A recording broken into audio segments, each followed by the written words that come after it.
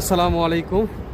আজ আপনাদেরকে জানাবো আমি কিভাবে মক্কায় সেটেল হলাম, কিভাবে এই পবিত্র শহরে ব্যবসা বাণিজ্য করছি, আর এই পথ চলায় কতটা সংগ্রাম, কষ্ট আর আল্লাহর রহমত জড়িয়ে আছে।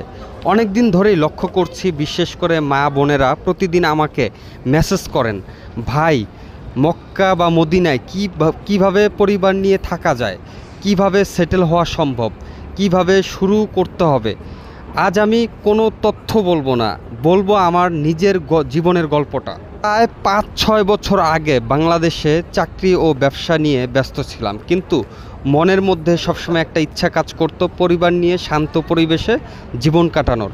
যেহেতু ট্রাভেল সেক্টরে কাজ করতাম, তাই 2021 সালে প্রথমবার 10-12 জনের একটি কাফেলা নিয়ে মদিনায় আসার সুযোগ হলো। সত্যি বলতে কি, প্রথম দেখাতেই আমি মদিনার প্রেমে পড়ে যাই। মনে হচ্ছিল এই শহরটা শুধু একটি শহর নয়, এটি হৃদয়ের আশ্রয়। সেই সফরে 7 দিন মদিনা আর 7 দিন মক্কায় ছিলাম, আর ওই 14 দিনেই আমি সিদ্ধান্ত নিয়ে ফেলেছিলাম যেভাবেই হোক আমাকে একদিন এখানেই থাকতে হবে।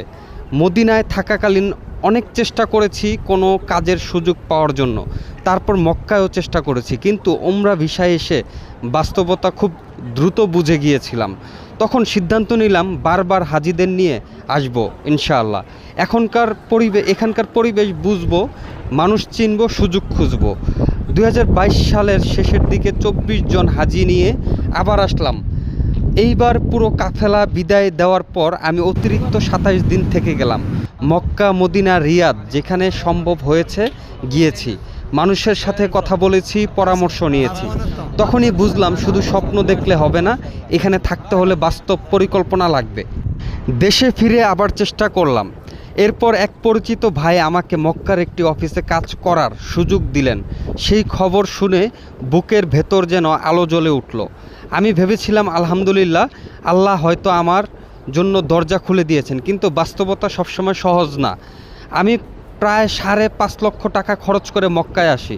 টাকা দেওয়ার পরও অনেকবার ফোন ধরেনি, অনেক ঘুরিয়েছেন, অনেক অপেক্ষা করিয়েছেন, তবুও হাল ছাড়িনি। অবশেষে মক্কার অফিসে যোগ দিলাম। তারপর কাজ করতে করতে 4 মাস পর হঠাৎ করেই আমার এক্সিট লাগিয়ে দেওয়া হলো। কোনো কারণও জানতাম না। সেদিন খুব কষ্ট পেয়েছিলাম, কিন্তু আজ পিছনে ফিরে তাকিয়ে বুঝি আল্লাহ হয়তো আমাকে অন্য পথের জন্য প্রস্তুত করেছিলেন। সেই অফিস ছেড়ে বেরিয়ে আসি, নিজের পথ নিজেই তৈরি করার সিদ্ধান্ত নেই। কিছু ভালো মানুষের সহযোগিতা, অনেক কষ্ট, অনেক ব্যর্থতা আর অসংখ্য দোয়ার পর আজ আলহামদুলিল্লাহ মক্কায় আছি। আজ আমাদের ঢাকা অফিস আছে, মক্কায় অফিস আছে, হাজিদের নিয়ে কাজ করছি।